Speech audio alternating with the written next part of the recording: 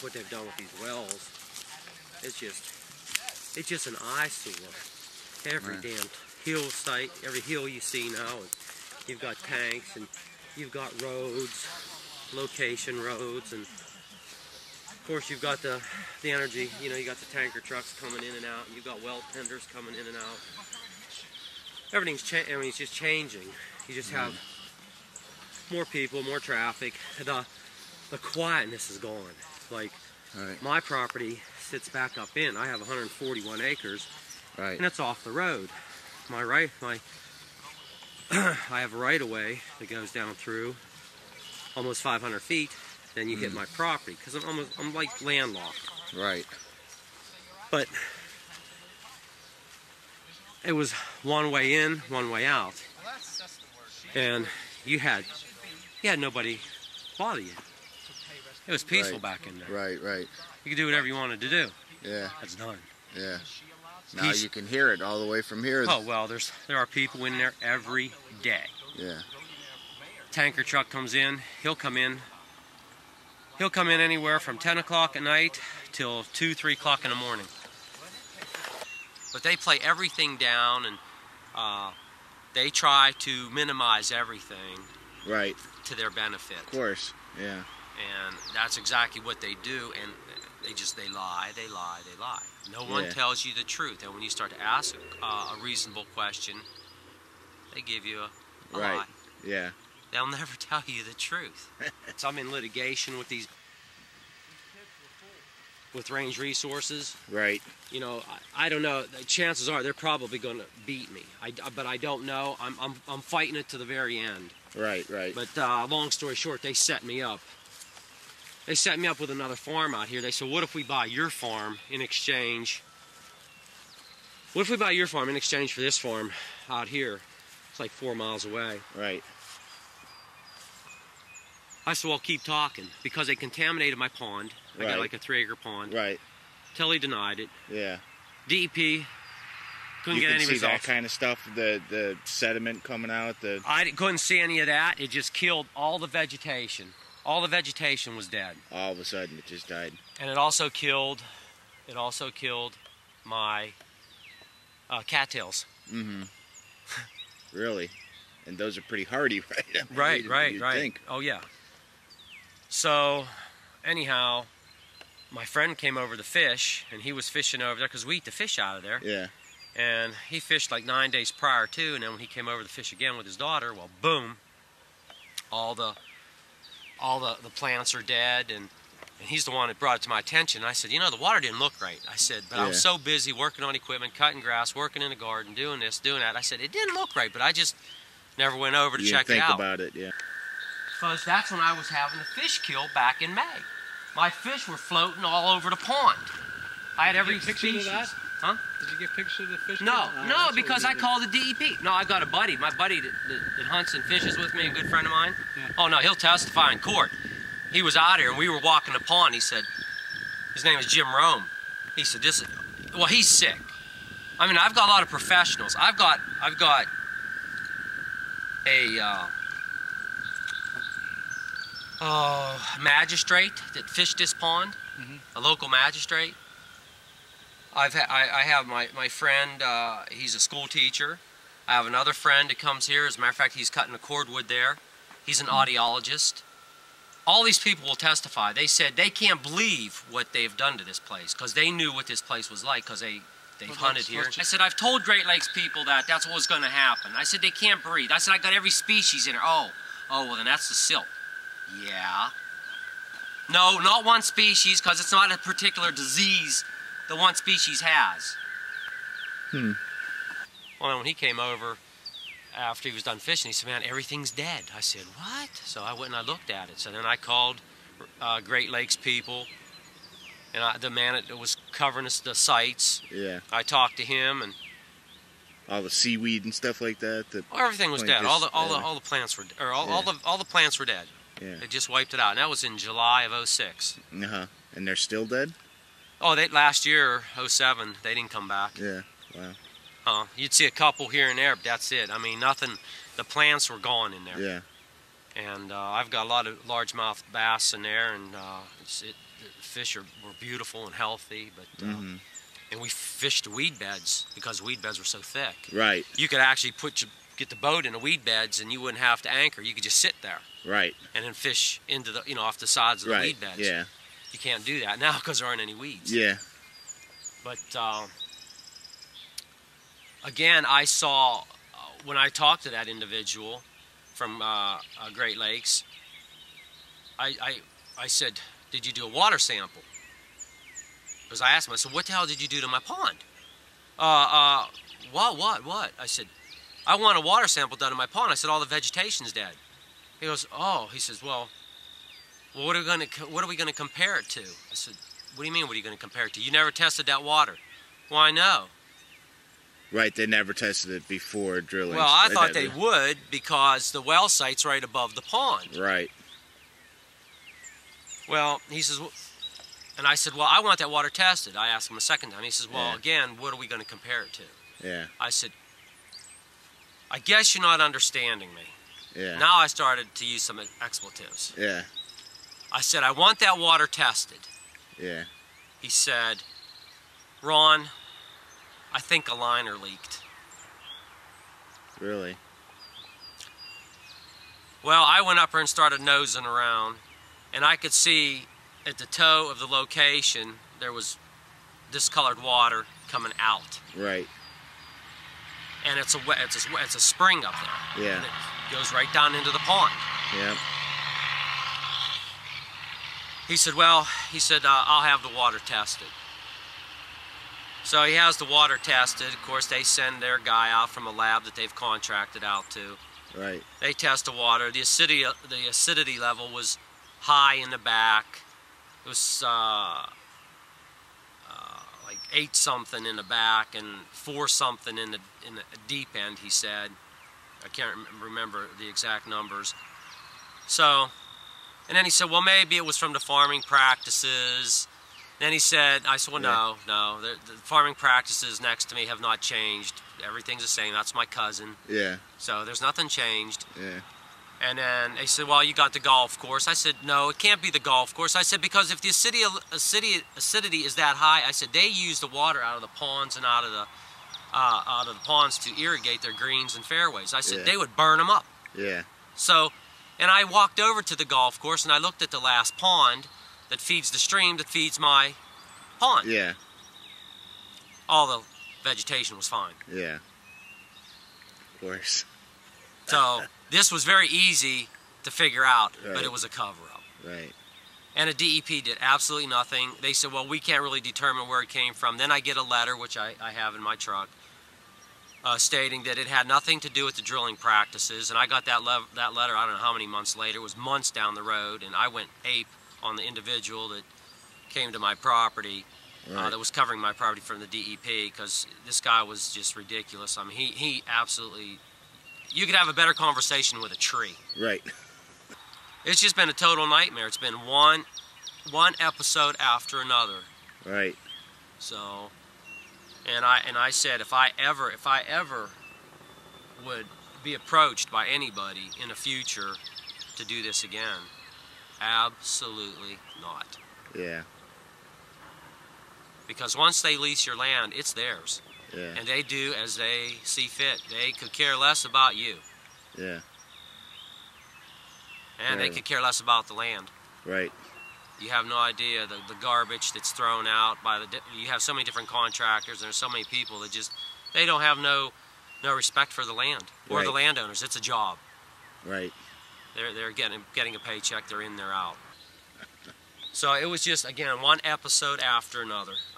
It's been an incredible experience. And you, at this point, you wish you never did it? Oh yeah, I would never do it. I don't care how much money you make. Yeah. The land is raped. Yeah. The land will never be the same. Right. That's it. Bottom line. Yeah. And that's what you have to realize. Yeah. So yeah, you're making X amount of dollars off the royalty, but go try to sell that property now. What are you going to get for it? Yeah. If they have X amount of wells on it, and roads, and gas lines, who's going to buy it? Yeah. Basically So it's a trade-off. Yeah. For a royalty check or trying to liquidate your property. Yeah. It's a trade-off. Now, you know, they promote that you're going to make big money, et cetera, and there's a lot of people around here, they are not making big money. They'll tell you straight up, they're sorry that they did it because their land is butchered. And it wasn't worth it. Right. So, and there are some people that are making big money, and they could care less if you rape their land or not because it's all about the dollar. Right. It has nothing to do about the environment or safety or health issues. It's just about the almighty buck.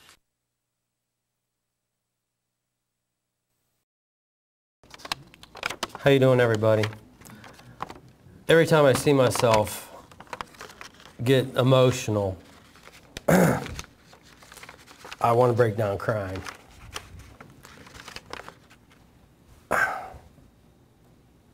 I worked so hard on that property, night and day. And these people, when they came into my life, they ruined it, as they did with a lot of the other landowners down there. And if you all think you're going to become millionaires overnight, you're dreaming.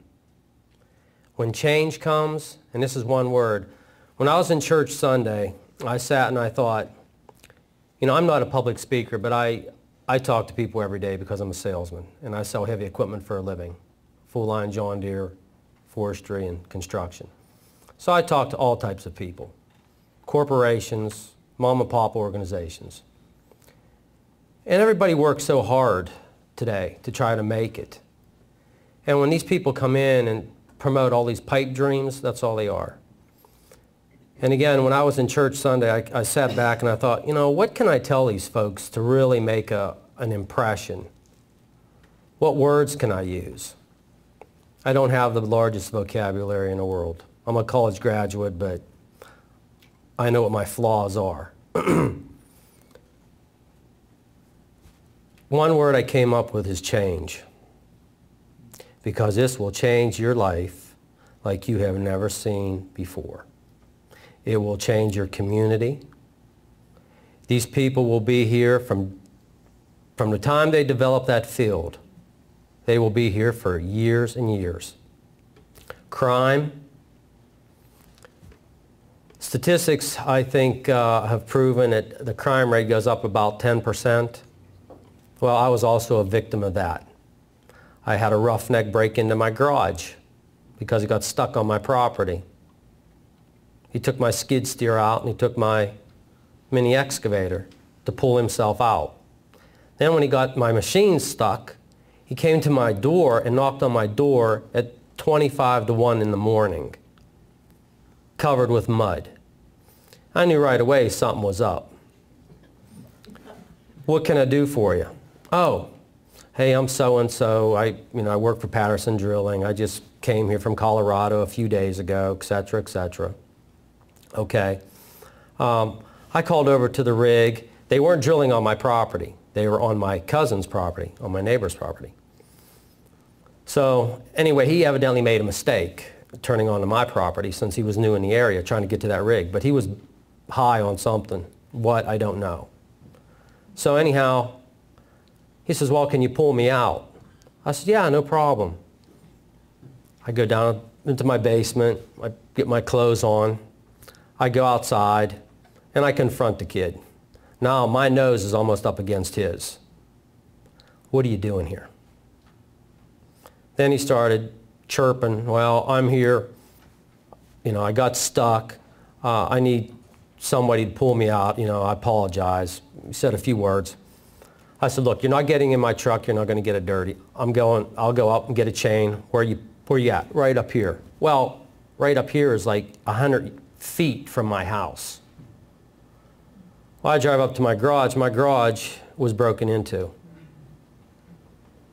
Well, I did not go. I had my cell phone and I called my wife. Say, call 911, because if I went up there, I would have been arrested. Trust me. And I ended up going to court over that, and I cut the kid a break in the end because he busted up my equipment. The state police came, we got him, cuffed him, all that good stuff. But if it's change you're looking for in your life, this is like, I don't know how tough a lot of you folks are, but I was raised to be pretty tough. My dad was disabled when I was in first grade, and I was the only kid.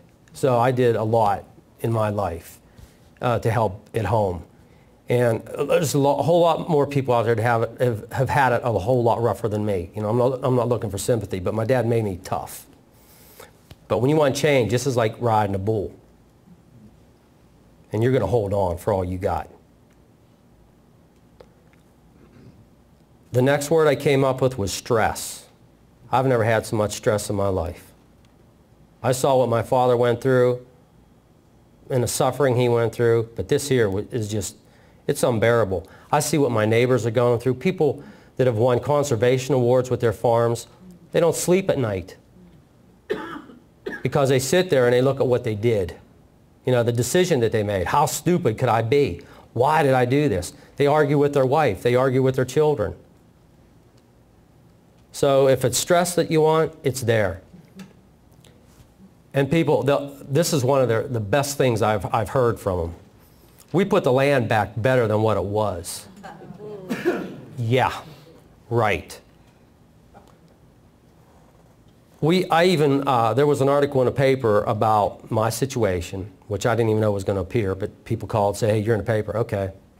And their spokesman put in there, or the spokesman said when he was interviewed that, you know, again, we put their land back better than what it was. So we emailed the editor that day. Please come to my property and walk it with me. Let's see how well you put it back. I sell heavy equipment for a living. They're down there cutting a road with a straight blade dozer, not a six-way blade. You can't do that. I mean, the things that they did, just it blows your mind. Then you have contractors that come in and they're supposedly contractors. I've ran 3 of them off. They're young kids, and they're getting paid peanuts, and they think they're a contractor because they have a skid steer and a mini excavator. The next word I came up with is lies. I've been lied to from day one.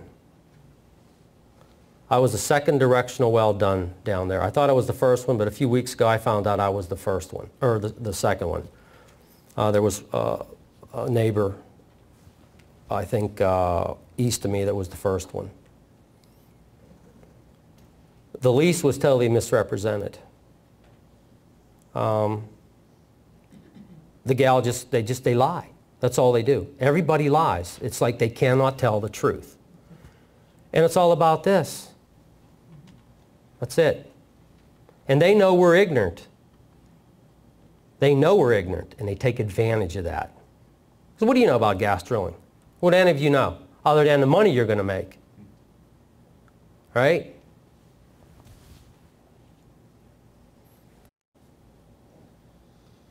Another word I came up with, how do you feel when strangers come on your property? With say one person, two people you don't know, and they're walking around your property. And you have no idea who they are, where they're from, what their records may, you know, hold, or what type of criminal acts or whatever. I mean, you don't know anything about them. I mean, they could be upstanding people. Well, trust me, you will have your share of strangers. So, I could tell you this right now, if I had to do this all over again, never. And I could tell you right now, I would escort them off the property. That they would never send another individual to my property after what they've done. And as one neighbor said, and he's quite a farmer, and he's also won conservation awards. He said probably, and you could see it on the website because Damascus interviewed him. His name is David Creer. David said probably out of every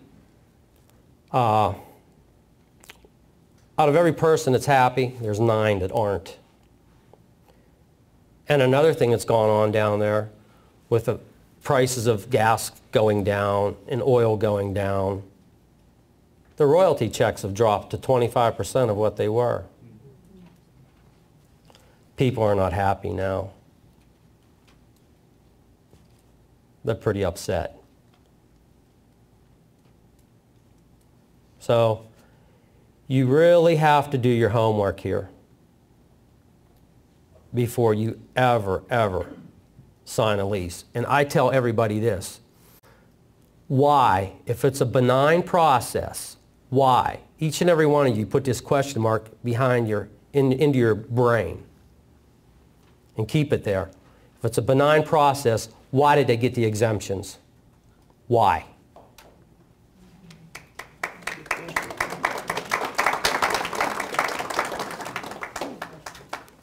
Because they want no liabilities. They wrapped us up so tight. This is frightening, folks, because you're fighting for your life and your family's life. Everything on my property has changed. I can't do anything there that I would normally do. I have no relaxation. And what really gets to me the most, there's a few people down there that I would just love to get into a room with. Just lock me in there. That's it. One at a time. Because of what they've done to me.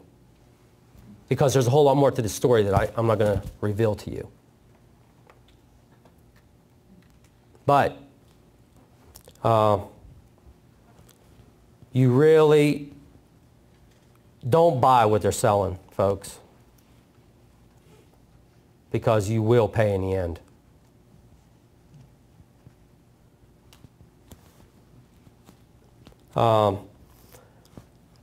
Here's one other thing that I talked to an individual one day about this, and he's really up in arms, and he just has like an acre of ground.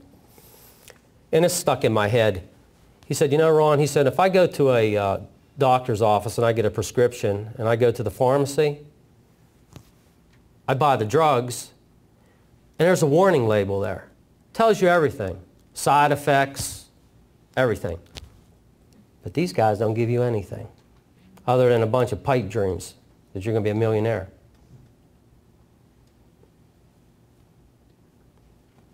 So, and again, it is a trade-off for your land. Like my property, the pool was done for my property. There are 4 wells on my property. They put 1 well on my cousin's property. The other property is a golf course, and they signed a no drill clause. Well, I put up with all the hell. I put up with all the garbage. I put up with all the dust. I put up with everything. And these guys were laughing, basically. I mean, it was totally unfair, and and they're supposed to explain all this to you. They never explained any of it to me. Stipulates right in a lease. They're to tell you within 5 days, or in 5 days, about where they're going to put the well, where they're going to put the road, where they're going to do this, where they're going to do that. And a couple times when I did discuss it with them, the knuckleheads were going to cut a road right through the breast of my pond. And good thing I got home when I did, because they were just ready to proceed, and they would have cut out part of the breast of my pond. I'm like, oh, come on, folks, some common sense. So there's, let's see, there's something else here that when I was out in Wyoming, I was out there, I'm an avid horse person, and I was out there on a horseback trip with some customers of mine years ago.